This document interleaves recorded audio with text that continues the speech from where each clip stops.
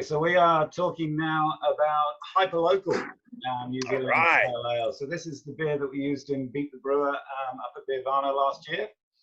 So we didn't get too much time then to talk about your inspiration for making this beer. So do you want to run us through that now, Kelly? Yeah, absolutely. Yes, I've sort of this was one of the beers I did early on in Fork days. It was actually originally a collaboration with a local company called Clemente BBDO, who do a lot of sort of big global, marketing, advertising things. And they wanted to get some of their team in to come and brew a beer. So we got them in, and I was like, well, we did a few emails, and I was like, yeah, we'll do a New Zealand Pale Ale. And I had a name in mind already, but obviously I had to kind of make it sound like it was coming from them. But for a no offense to them, but for an advertising agency, they were the worst people in the world to come up with the beer name.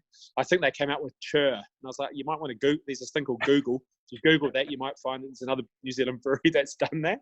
And they're like, oh right, oh gee. So we came up with God's Own Beat. I had a cassette tape as a youngster that was full of New Zealand music, Dee Dee Smash and, all these sort of Crowded House and Herbs and all these great bands called God's Own Beat. It was like a New Zealand music compilation. So I thought it would be a pretty cool idea. Originally, God's Own Beat was Pacific Jade, New Zealand Cascade, or Taiheke, Nelson Sauvin Riwaka.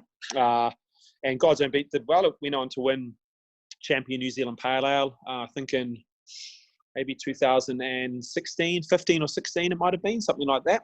And then when we did the rebrand, we just renamed it to Hyperlocal. And actually, over the years, changed the recipe and started adding in a bit of Citra instead of New Zealand Cascade, mainly because, again, I just think it works really well with the Riwaka and Nelson Sauvin.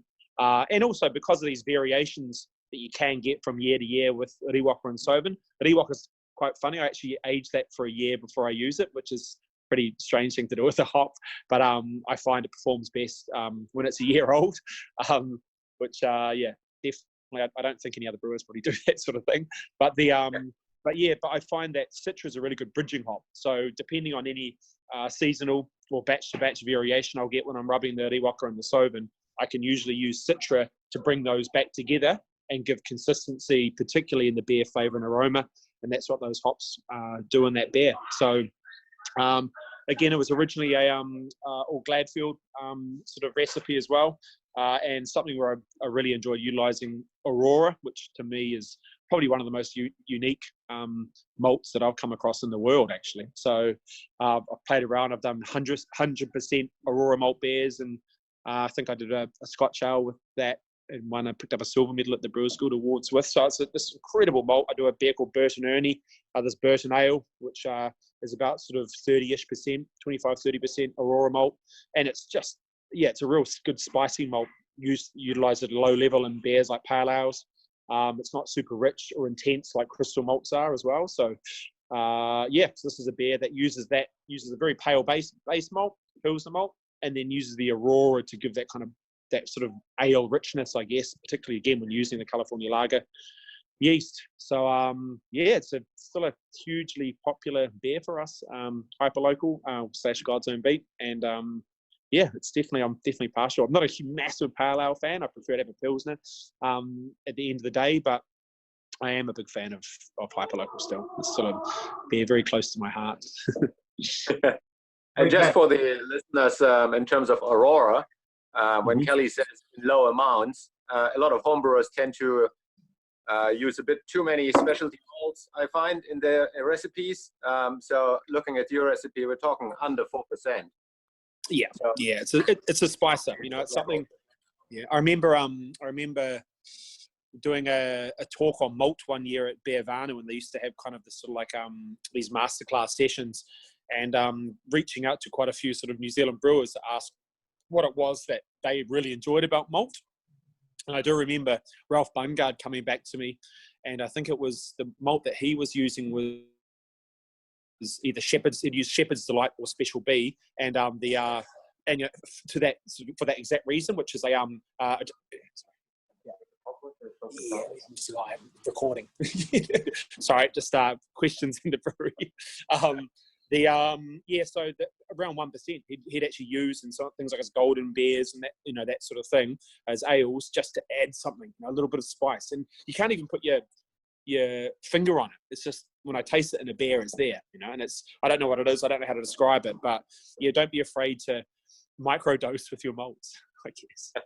That's a good message. I've had some amazing English bitters where I'm convinced they're doing exactly that sort of thing with smoke malt. Yeah. Just real subtle thing where it's not in your face, but it's just giving you that nice little bit of complexity in there. Absolutely, yeah, and you're actually right. I actually even remember doing a pale ale. It was about 3.8% when we were in the UK. We called it Amber, and it was actually when the smoking ban had just come in the pubs, and we thought, well, why don't we try and sort of emulate a cigarette in a pale ale and use a little tiny bit of smoke malt. Yeah. And we chose actually it was German varieties. I couldn't tell you what they were. Maybe it's Hallertau Tradition might have been one of them that gave us this almost tobacco-y kind of aromatic. And it was just on threshold. We utilized it, but some people picked it up and some people didn't, and some people almost picked it up as a Belgian kind of like a phenol, as opposed to it being sort of which I guess it's similar to. So it's I'm all for malt microdosing. It's great. There's a new term, malt microdosing.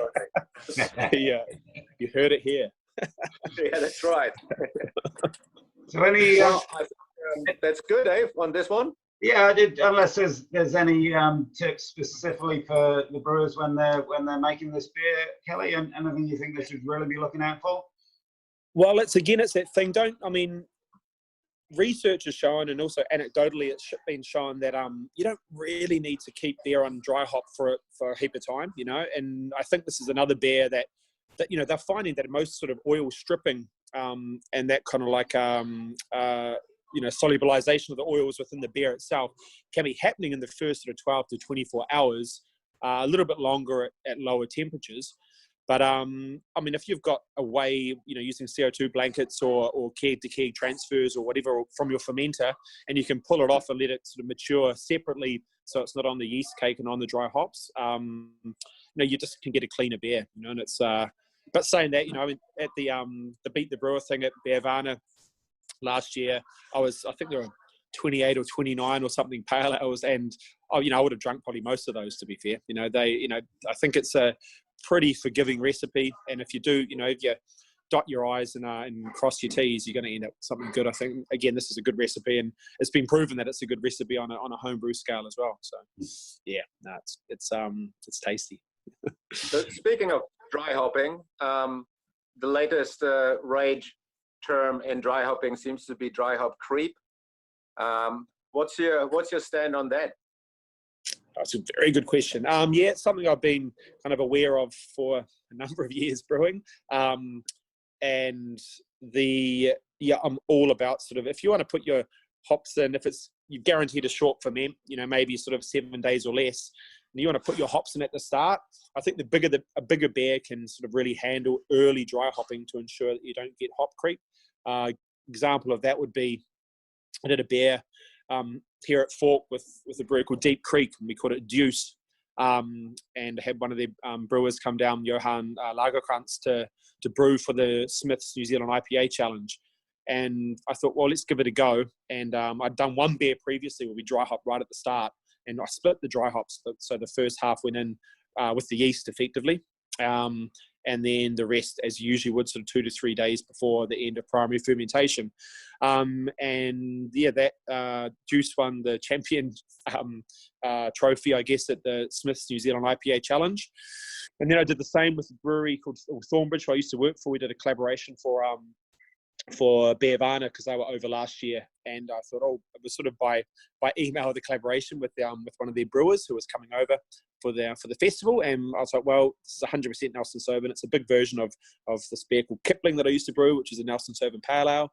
So I thought, let's do the same, and then that picked up a gold medal at the Brewers Guild Awards as well. So you kind of as long as you go early and just don't be afraid to rest. If you're getting still 1 gravity point drop or a quarter of a Plato or whatever per day, just leave it, and then if you want to delay your dry hop, delay it. But once you dry hop it, even give it a rouse if you want to, and then let it settle and leave it that couple of days. Make sure you haven't got any increase or decrease in gravity. because you will. You've got enzymes, you've got sugars, you've got all sorts going on coming in from those hops. But you give it a couple of days. 48 to 72 hours after dry hopping, or after there's no more sort of movements, usually pretty good. And then Cool. drop that temperature and get it off those hops.